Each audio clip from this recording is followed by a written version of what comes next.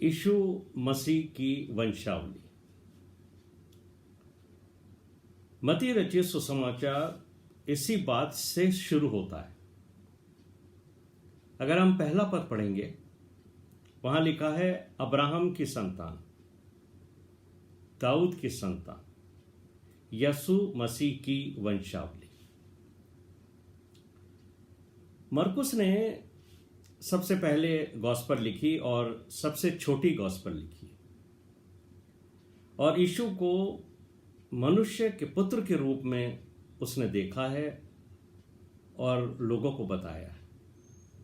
दूसरी जो गॉस्पेल है वो लूक ने लिखी है। उसने यीशु मसीह को सेवियर ऑफ द वर्ल्ड के रूप में देखा और उसके जो पढ़ने वाले हैं उनको उसने बताया कि यीशु मसीह सेवियर ऑफ द वर्ल्ड है। तीसरी गॉस्पेल मत्ती ने लिखी थी और उसने इस तरीके से यीशु मसीह के जीवन का चित्रण किया है कि वो यहूदियों का राजा है। और यूहन्ना ने चौथी गॉस्पेल लिखी है और वो यूहन्ना उसे खुदा का बेटा करके बताता है। चारों ने अपने तरीके से लिखा है और उनका जो पॉइंट ऑफ व्यू है, यानी जो उनके रीडर्स हैं उनके लिए, उन तक पहुंचाने के लिए इस तरीके से यीशु मसीह को अलग अलग रूप में उन्होंने बताया। मत्ती ने यीशु मसीह के जीवनी की शुरुआत ही इसी तरह से की है कि वो ये बताना चाहता है कि यीशु मसीह की हिस्ट्री क्या है, कहाँ से वो शुरू हुआ और फिर क्या क्या उसने किया, उसका जो ओरिजिन का रिकॉर्ड है, और वो उसने यहूदियों को ध्यान में रखकर लिखा है, क्योंकि यहूदियों को गॉस्पेल को समझाना, यीशु मसीह के बारे में उनको बताना, क्योंकि वो एक मिशन फील्ड है। प्रथम कलीसिया यहूदियों में से ही ज्यादातर लोग प्रभु यीशु मसीह के अनुयायी होकर आगे बढ़ रहे थे। इसके द्वारा मत्ती ने यीशु मसीह को यहूदियों यानी इस्राएलियों के महान पुरुषों से कनेक्ट करने की भी कोशिश की है। दरअसल मत्ती ने ओल्ड टेस्टामेंट को न्यू टेस्टामेंट में यहूदी कल्चर को इस तरीके से जोड़ा है ताकि प्रथम कलीसिया और हम लोग भी जो आज के लोग विश्वासी हैं वो ये जाने कि यीशु मसीह के समय में यहूदियों में क्या प्रथा थी, किस तरीके से वो अपने वंशावलियों को लिखा करते थे, उसका रिकॉर्ड रखा करते थे। मत्ती ने फ्रीक्वेंटली यीशु मसीह को दाऊद का पुत्र कहा है, सन ऑफ डेविड। मत्ती ने यीशु मसीह को उस राज्य के साथ जोड़ा है जिसका प्रॉमिस परमेश्वर ने दाऊद को दिया था। और अगर आप नोट करना चाहते हैं तो लिखिए दूसरा शमूएल 7वां अध्याय उसका 16वां पद। यहां पर परमेश्वर ने दाऊद से कहा था कि तेरा घराना और तेरा राज्य मेरे सामने सदैव अटल बना रहेगा, तेरी गद्दी सदैव बनी रहेगी।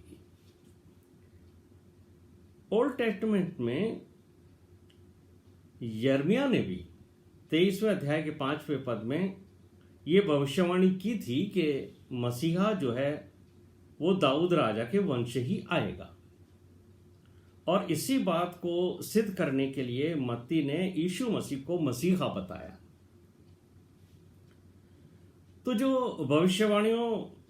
भविष्यवक्ताओं की भविष्यवाणियों के अनुसार जन्मा है, ये बात मत्ती अपने सुसमाचार के पढ़ने वालों के दिल में और दिमाग में बिठाना चाहता है कि ये वही मसीहा है जिसके बारे में परमेश्वर ने भविष्यवक्ताओं के द्वारा भविष्यवाणियां की हैं। और मुझे और आपको जो हम विश्वासी हैं उनके लिए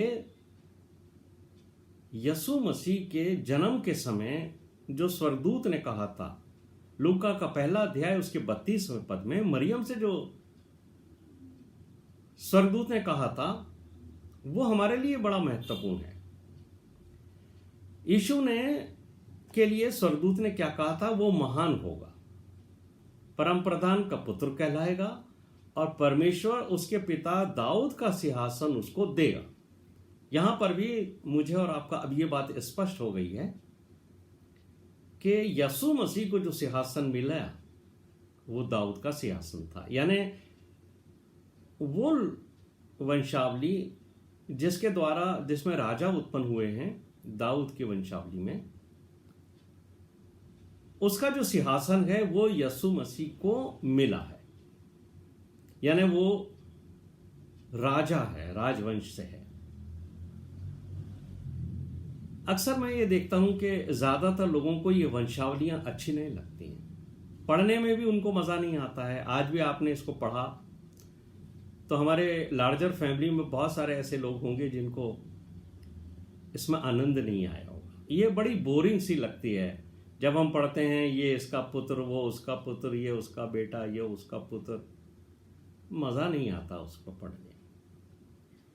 लेकिन एक बात है कि इसमें बड़े भेद छिपे होते हैं, और यहूदी लोगों की ये परंपरा थी कि वो जब भी अपनी वंशावलियों को लिखा करते थे तो वो पुरुष प्रधान होती थी, यानी पुरुष ही होते थे उसमें, जिसमें ये लिखा जाता था कि ये इसका बेटा है, ये इसका पोता है, ये इसका बेटा है। और अगर आप ओल्ड टेस्टमेंट को देखोगे तो वहां भी पुरुषों के नाम से ही वंशावलियां लिखी गई हैं। ओल्ड टेस्टमेंट में क्या लिखा है? अब्राहम, इज़हाक और याकूब का परमेश्वर। मतलब आपको लगेगा कि हाँ, ये अब्राहम का पुत्र इज़हाक, इज़हाक का पुत्र याकूब, और इस तरीके से ये वंशावलियां लिखी गई। लेकिन जब मत्ती ने यीशु मसीह की वंशावली को लिखा है तो वहां 4 महिलाओं का नाम लिखा है, जो यहूदियों की परंपरा के अनुसार नहीं है, क्योंकि आप देखेंगे कि इस वंशावली में सिर्फ पुरुषों का नाम है। लेकिन फिर भी मत्ती ने इन 4 महिलाओं को, इनका नाम जो है वो इसमें जोड़ दिया है। तो यीशु मसीह के वंशावली में इन महिलाओं का नाम आने से यसु मसीह का जो कद है वो यहूदी लोगों के बीच में छोटा हुआ है।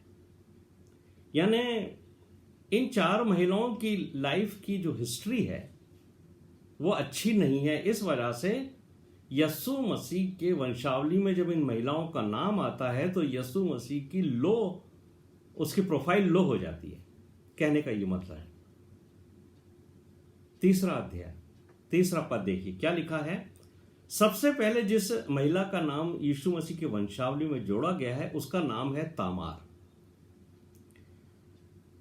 मत्ती सिर्फ यहूदा का नाम ही लिख सकता था जो तामार के साथ जोड़ दिया गया। यानी अगर ये लिखा जाता कि यहूदा या उसके पुत्र का नाम फिर लिख दिया जाता, लेकिन ये यहूदियों की परंपरा के विपरीत जाकर पवित्र आत्मा ने मत्ती से लिखवाया, उसको गाइड किया, इसलिए ये महिला का नाम भी वहां पर लिखा गया है। और अगर आप इसका पद 2 और 3 पढ़ें, मत्ती रचित सुसमाचार 1 अध्याय 2 और 3 पद पढ़ें तो वहां लिखा है यहूदा और तामार से फिरिस और जेरह उत्पन्न हुए। इंग्लिश में पेरेज एंड जेरह लिखा हुआ है। आपको मालूम है ये यहूदा और तामार का क्या रिलेशन है? अगर आप जेनेसिस का चैप्टर 38 पढ़ेंगे तो आपको मालूम होगा कि तामार जो थी वो यहूदा की बहू थी। यहूदा की पत्नी नहीं थी, वो यहूदा की बहू थी। तो यानी तामार और यहूदा से अगर कोई बच्चा पैदा हुआ है उनके फिजिकल रिलेशन से, इसको अच्छे दृष्टिकोण से नहीं देखा जाता, क्योंकि ये क्लोज फैमिली रिलेशन में जब ये सेक्सुअल रिलेशनशिप डेवलप हो जाती है तो इसको इंसेस्ट रिलेशंस कहते हैं। इंसेस्ट रिलेशन से की वजह से जो बच्चे पैदा होते हैं, यानी इंसेस्ट क्या चीज है? It is sex with in the family. जब बहुत ही क्लोज रिलेशंस में लोग अपनी ही फैमिली में सेक्स कर लेते हैं और उसकी वजह से इंसेस्ट रिलेशंस डेवलप हो जाते हैं, और उसकी वजह से जो बच्चे होते हैं, तो ये इंसेस्ट रिलेशंस कहाँ होते हैं? बहुत क्लोज फैमिली में, जैसे पिता और पुत्री में, भाई और बहन में, ससुर और बहू में। अगर इन संबंधों के द्वारा कोई बेटा या बेटी पैदा होती है तो वो परमेश्वर के दृष्टिकोण से अच्छी बात नहीं मानी जाती है। और जब परमेश्वर ने मूसा को लॉ दिया था, व्यवस्था दी थी, तो इसमें इन संबंधों की स्पष्ट मनाही है। अगर आप लेवे व्यवस्था 18वां अध्याय 1 से 18 पदें पढ़ें, यानी लेविटिकस चैप्टर 18 1 to 18, तो आपको ये मालूम पड़ेगा कि जब इस तरह के शारीरिक संबंधों से कोई बच्चा पैदा होता है तो वो परमेश्वर और मनुष्य यानी सोसाइटी में भी बहुत शर्म और घिनौनी बात मानी जाती है। तो जब वंशावलियां लिखी जाती हैं तब बताया जाता है, तो हर व्यक्ति, मेहरबानी से ये किसका वो माय ऑन है, वॉइस आ रही है, क्लोज करिए आप। ये किसी का माइक ऑन है, मुझे बहुत डिस्टरबेंस हो रहा है, प्लीज उसे बंद करिए।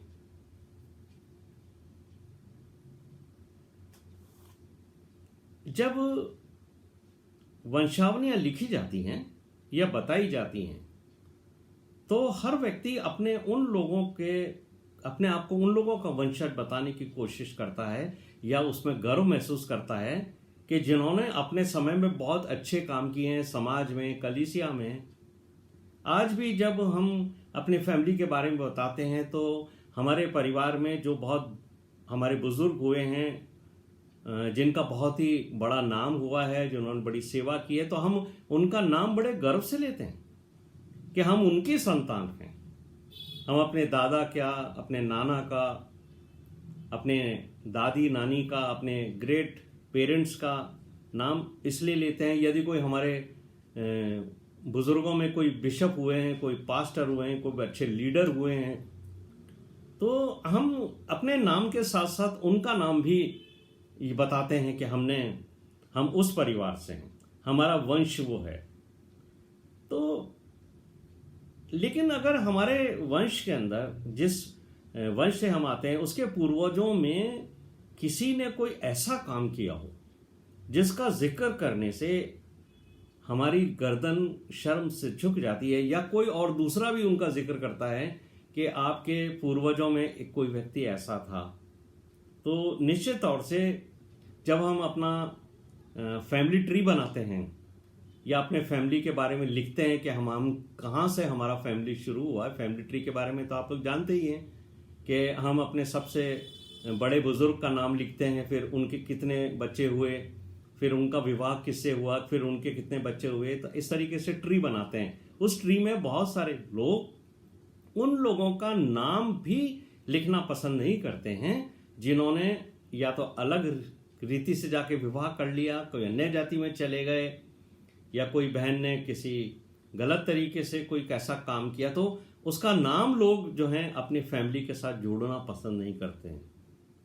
तो यहां आप देखेंगे कि यीशु मसीह स्वर्ग में हैं और वो उन परमेश्वर हैं, उनके हाथ में है कि वो किस वंश में उत्पन्न हो। मेरे और आपके हाथ में तो नहीं होता है, क्योंकि मैं और आप तो ये डिसाइड नहीं कर सकते कि हमारा पेरेंट्स कौन होंगे, हम किस वंश के अंदर पैदा हों या हम किस फैमिली में पैदा हों, यह हमारे हाथ में नहीं है। जहां परमेश्वर हमें पैदा कर देते हैं वहां हमें जन्म लेना होता है, बाद में हम अपने जीवन को आगे बढ़ाते हैं। लेकिन यीशु मसीह परमेश्वर है, वो तो उनकी इच्छा के अनुसार उस फैमिली में वो जन्म ले सकते थे जहां किसी भी तरह से कोई भी पूर्वज ऐसा ना हो जिसके नाम के साथ परमेश्वर के नियमों के विपरीत कार्य उसने किया हुआ हो, या उसने कोई ऐसा काम किया हो जिससे यीशु मसीह के नाम को थोड़ा नीचा यहूदियों के अंदर यानी लो उसकी प्रोफाइल को करता हो। तो यहाँ हम इस वंशावली को देखते हुए आगे बढ़ते हैं, तो हम यहाँ पर देखेंगे कि 5वें पद के अंदर एक दूसरी महिला का नाम है जो यीशु मसीह के वंश से ताल्लुक रखती है। यीशु मसीह जिस वंशावली से आते हैं, दूसरी महिला का नाम जो इतिहास, उसका भी इतिहास अच्छा नहीं है, उसका नाम जो 5वें पद में है और उसका नाम लिखा हुआ है सलमोन और राहाब से बोआज पैदा हो। राहाब के बारे में आप जानते हैं, ये यरीहो की एक मशहूर वेश्या थी। उसका जीवन किसी से छिपा हुआ नहीं, और सबसे बड़ी बात है कि ये इस्राएली भी नहीं थी, लेकिन इसने एक यहूदी, एक इस्राएली पुरुष से शादी की थी जिसका नाम सलमोन था। और ये जो सलमोन है, इसकी जो लाइन है जहां से ये आया है, ये फरीस के वंश का था। यानी ये फरीस जो है यहूदा और तामार के इंसेस्ट रिलेशनशिप से पैदा हुआ था, और सलमोन जो और राहाब, यानी सलमोन उसी यहूदा और तामार के इंसेस्ट रिलेशन से पैदा हुए फिरिस का बेटा वंशों में से था। तो आप ये देखिए कि सलमोन भी एक ऐसे वंश से आ रहा है जो अच्छा नहीं है, और फिर उसने विवाह किया है राहाब से, और लिखा है बाइबल में कि सलमोन और राहाब से बोआज पैदा हुआ, फिर बोआज और रूत से ओबेद पैदा हुआ। अब ये तीसरी महिला है जिसका नाम यीशु मसीह की वंशावली में आता है। और रूत के बारे में आप सब जानते हैं कि ये मोआबिन औरत थी, ये इस्राएली नहीं थी। और मोआबिन लोगों के बारे में भी आपको मालूम होगा कि ये किस वंश से आते हैं। अगर आप उत्पत्ति का 19वां अध्याय उसका 37वां पद पढ़ोगे तो आपको मालूम होगा कि ये मोआबी जाति है क्या। मोआबी जाति भी इंसेस्ट रिलेशनशिप से ही निकली है, यानी ये जो संतान हुई हैं मोआबी जाति जहां से निकली है वो लूत और उसकी बड़ी बेटी के शारीरिक संबंधों से पैदा हुए बच्चों की संतानें हैं। और आपको मालूम होगा कि परमेश्वर का क्रोध इन संतानों के ऊपर रहा, यानी लूत से उसकी बड़ी बेटी से जो बेटा पैदा हुआ वो मोआबी जाति उसमें से निकली, और दूसरा अम्मोन पैदा हुआ, उस जो छोटी वाली थी उससे जो बेटा पैदा हुआ था अपने पिता से वो अम्मोनी कहलाया उसका नाम। और इनके लिए परमेश्वर ने क्या कहा था मूसा से, अगर आप व्यवस्था विवरण का 23वां अध्याय उसका 3रा पद पढ़ोगे तो आपको मालूम होगा कि परमेश्वर इन रिश्तों से पैदा हुए बच्चों को अपनी सभा में आने की अनुमति नहीं देता है। और यहां परमेश्वर ने मूसा से कहा था बुक ऑफ डिट्रोनोमी चैप्टर 23 वर्स 3 में कि कोई मोआबी और अम्मोनी यहोवा की सभा में ना आने पाए, उनकी 10वीं पीढ़ी तक कोई यहोवा की सभा में कभी ना आने पाए।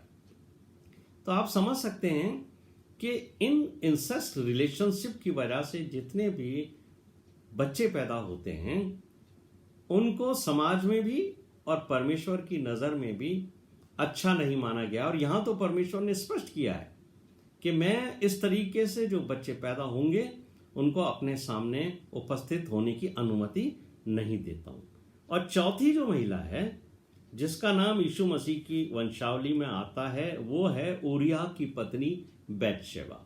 अगर आप 5वां पद पढ़ोगे तो वहां लिखा है बोआज से और रूत से ओबेद उत्पन्न हुआ, और ओबेद से यिशै, और यिशै से दाऊद राजा उत्पन्न हुआ। और फिर क्या लिखा है, और दाऊद से सुलेमान उस स्त्री से उत्पन्न हुआ जो पहले ऊरिया की पत्नी थी। यहां यह नहीं लिखा है कि दाऊद से सुलेमान उसकी पत्नी के द्वारा उत्पन्न हुआ, जो एक नॉर्मल भाषा होनी चाहिए। और ये यहूदियों की परंपरा नहीं थी, इसराइलियों की, कि वो वंशावली में स्त्रियों का नाम भी लिखें। लेकिन यहां मत्ती को पवित्र आत्मा की अगुवाई से ये बात लिखनी पड़ी कि सुलेमान दाऊद से उत्पन्न हुआ, लेकिन किसी और की पत्नी से पैदा हुआ है। यानी सुलेमान के वंश से सुलेमान का जो जन्म हुआ है उसमें उसकी मां का जिक्र है। अब हम आगे देखेंगे कि सुलेमान के वंश से आगे जब आप पढ़ते हो आगे, तो आपको मालूम होगा कि यूसुफ उत्पन्न हुआ। और उसके बाद जो बात लिखी है वो लिखी है जो मरियम का पति था। यानी यीशु मसीह शरीर के अनुसार सुलेमान के वंश से उत्पन्न नहीं हुआ है। जो वंशावली लिखी गई है, ये वंशावली ये बात बताती है कि यूसुफ सुलेमान के वंश से उत्पन्न हुआ, जो मरियम का पति था। तो वास्तव में ये वंशावली यूसुफ की वंशावली है, न कि यीशु मसीह की वंशावली। यीशु मसीह मरियम से उत्पन्न हुए हैं और पवित्र आत्मा के द्वारा उत्पन्न हुए हैं, वो यूसुफ के द्वारा उत्पन्न नहीं हुए हैं। लेकिन उस समय के इतिहासकार और दूसरे जो लोग थे, वो यीशु मसीह को यूसुफ की पहली संतान के रूप में ही जानते थे।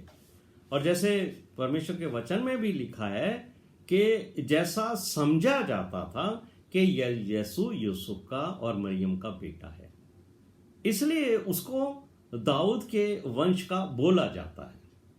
जबकि वो पवित्र आत्मा के द्वारा उत्पन्न हुआ था, उसके अंदर दाऊद का कोई अंश नहीं था। लेकिन जब ये बात भविष्यवक्ताओं ने कही थी कि दाऊद के वंश से मसीहा आएगा, तो यीशु मसीह को मसीहा डिक्लेयर करने के लिए कि यीशु मसीह ही मसीहा है, मत्ती ने अपनी वंशावली के अंदर जो उसने वंशावली लिखी है, उसमें अंत के अंदर आकर उसने ये बात जाहिर करी है कि वो यूसुफ का बेटा था। और मुझे और आपको तो आज मालूम है कि यीशु मसीह पवित्र आत्मा से जन्मे हैं। वो किसी मनुष्य के द्वारा नहीं जन्मे, लेकिन उस समय के लोगों को यीशु मसीह के बारे में जो भविष्यवाणियां की गई थी, उस बारे में बताना जरूरी था कि ये उसी वंश से आया है जिस वंश से दाऊद आया है। और दाऊद के विषय में परमेश्वर ने कहा था कि मैं तेरे वंश का सिंहासन, यानी तेरा सिंहासन हमेशा बनाए रखूंगा। तो यीशु मसीह के बारे में वहां के लोग यही समझते थे कि ये दाऊद के वंश हैं, और इसलिए उसको वो राजा मानते थे। और जितने जो वाइज मैन आए थे 3, उनको भी यही मालूम था कि एक राजा उत्पन्न हुआ है, और वो सीधे राजमहल में गए थे। अब सवाल उठता है, यीशु ने इस वंशावली को क्यों चुना? जो हमारा सवाल है कि यीशु मसीह तो किसी भी वंशावली से आ सकते थे, यहां पर क्या आवश्यकता थी कि यीशु मसीह उस वंशावली को चुनते जिसमें इस तरीके के लोग पाए जाते हैं जिनका जिक्र करना, जिनके बारे में बात करना अपने प्रोफाइल को कम करना है। यानी ऐसे लोगों को जिन्होंने इस तरीके का काम किए, अगर मेरे और आपके पूर्वजों में ऐसे लोग हों तो हम उनका जिक्र करना भी मुनासिब नहीं समझते। तो यीशु मसीह चाहते तो कोई और वंश को वो वंशावली में वो जन्म ले सकते थे। हाँ, माँ मरियम के द्वारा जो उस समय की सबसे पवित्र महिला थी, उसको परमेश्वर ने चुना था ताकि एक पवित्र महिला के द्वारा परमेश्वर आए। लेकिन जब ये वंशावली चुनी गई है तो यहाँ पर यीशु मसीह जिन लोगों को बुलाने आए थे, जिन लोगों को परमेश्वर से जोड़ने आए थे, यीशु मसीह ने क्या कहा था? मैं धर्मियों को नहीं, पापियों को बुलाने आया हूं। तो यीशु मसीह का जो मिशन फील्ड था वो पापियों के लिए था, और पापियों को उद्धार करने आए थे। यीशु मसीह उन्हीं के बीच में रहने आए थे, उन्हीं के साथ आए थे। और इस वंशावली को यीशु मसीह ने इसलिए चुना क्योंकि यदि यीशु मसीह किसी भी ऐसे व्यक्ति के बीच में जाकर प्रचार करते जिसका जन्म भी इस तरीके के माता पिता के द्वारा हुआ हो, या जिसको ये महसूस हो कि मेरा जो जन्म हुआ है उसको समाज स्वीकार नहीं करता और मैं ऐसे माता पिता की या ऐसे पूर्वजों की संतान हूं जहां इंसेस्ट रिलेशनशिप रहे हैं, वो परमेश्वर के वचन के विपरीत रहे हैं या व्यवस्था के विपरीत रहे हैं, तो मैं कैसे परमेश्वर के साथ सामने खड़ा हो सकता हूं, या मैं कैसे परमेश्वर के आराधनालय में जा सकता हूं, या कभी क्या मेरा संबंध परमेश्वर से हो सकता है। यीशु मसीह ऐसे बिल्कुल जो अपने आप को लो प्रोफाइल में समझते हैं लोग, उनको भी यही बताने के लिए उतरा और उनके साथ प्रभु यीशु मसीह रहा कि अगर कोई ये कहे कि हे प्रभु तू तो एक अच्छे वंश से आया है, तू कहता है फॉलो मी, हम तुझे कैसे फॉलो कर सकते हैं, हम तो ऐसे वंश से आए हैं जिसमें इतना पाप हमारे पूर्वजों ने किया है। तो यीशु मसीह ऐसे लोगों को अपने पीछे चलने का निमंत्रण देते हैं।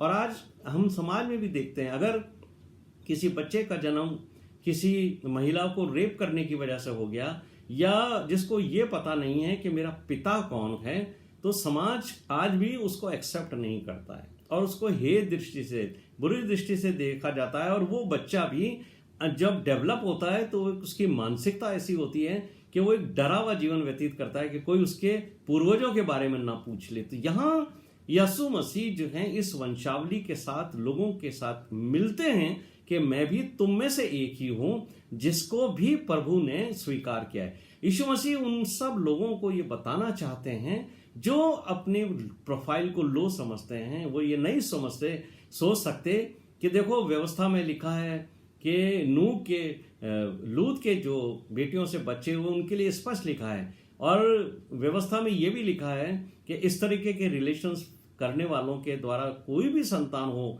वो मेरे सामने नहीं आए, तो हम कैसे जा सकते हैं। यीशु मसीह ऐसे लोगों को उठाने के लिए आया है और वो उनको कहने आया है कि देखो मैं हूं, मेरा वंशावली भी देखो, वहां भी इस तरीके के लोग हैं। जब यह परमेश्वर मुझे स्वीकार कर सकता है, वही परमेश्वर तुम्हें भी, यदि तुम मेरे पीछे चलोगे तो मैं तुम्हें उस परमेश्वर से मिला दूंगा जिस परमेश्वर से तुम मिलने में घबराते हो। तो ये एक रास्ता यीशु मसीह ने उनके लिए खोला है। और मैं आपको ये भी बताना चाहता हूं कि यीशु मसीह की मां मरियम को जिस समय यीशु मसीह उत्पन्न हुए, तो क्या जब परमेश्वर यूसुफ और मरियम को लेकर बैतलहम पहुंचे थे, जो परमेश्वर जो इस संसार का कर्ता है, क्रिएटर है, जो परमेश्वर इस पूरे संसार को चलाता है, क्या वो बैतलहम में एक कमरा भी इस कपल के लिए नहीं रख सकता था कि वो खाली रहता और वो आराम से जाके उसमें रहते? क्या कोई ऐसी हमारी बहन है या हमारी बेटी है जो ऐसी परिस्थिति में ऐसे स्थान के ऊपर अपने बच्चे को डिलीवर करना पसंद करेगी जो एक गौशाला हो, जहां चारों तरफ गंदगी फैली हुई हो, जहां लोग आ रहे जा रहे हो, जानवर हो, जहां पर जो हाइजीनिक पॉइंट ऑफ व्यू से भी सही न हो, जहां कोई सी तरह की कोई प्राइवेसी ना हो? आज कोई भी हमारी बेटी जो है वो ऐसे स्थान के ऊपर अपने बच्चे को जन्म नहीं देगी। लेकिन परमेश्वर की यह इच्छा थी, यीशु मसीह को ऐसे स्थान के ऊपर जन्म दिया जो मैं सोचता हूं कि इससे मतलब लो जगह या कम लेवल की जगह कहीं नहीं होगी। मैंने कभी ये नहीं सुना कि किसी बच्चे का जन्म किसी गौशाला में हुआ और उसकी माँ ने उसको चरनी के अंदर रखा जहाँ पर ये जानवर खाना खाते हैं। कहीं हमने ये बात नहीं सुनी। मेरे प्रिय भाइयों और बहनों, यीशु मसीह से अगर कोई ये कहे कि तू तो बहुत अच्छी जगह जन्म लिया, तू तो अच्छे वंश से आया है, तो यीशु मसीह उसको कह सकते हैं कि मैं उस स्थान पर जन्म लिया है जो सबसे नीचा स्थान था, जहां कोई व्यक्ति भी जन्म लेना पसंद नहीं करता। मेरे प्रिय भाइयों और बहनों, यीशु मसीह ने हमसे कितना प्यार किया है। हमसे इतना प्यार किया है कि उसने अपने आप को, पौलुस कहता है, उसने अपना आप को दास शून्य कर दिया। उसने अपनी प्रोफाइल को, जो एक परमेश्वर के पुत्र की प्रोफाइल थी, जो एक राजा की प्रोफाइल थी, जो एक मसीहा की प्रोफाइल थी उसको जीरो किया, उसको इतना लो किया कि एक दास की प्रोफाइल भी उससे ऊंची रहे। उसने हमसे इतना प्रेम किया है, हमारे लिए वो किस स्तर के ऊपर नीचे तक आ गया कि कोई भी दुनिया का व्यक्ति जो है वो उससे ऊंचा ही रहेगा। मेरे प्रिय भाइयों और बहनों, मुझे और आपको इस बात को आज समझना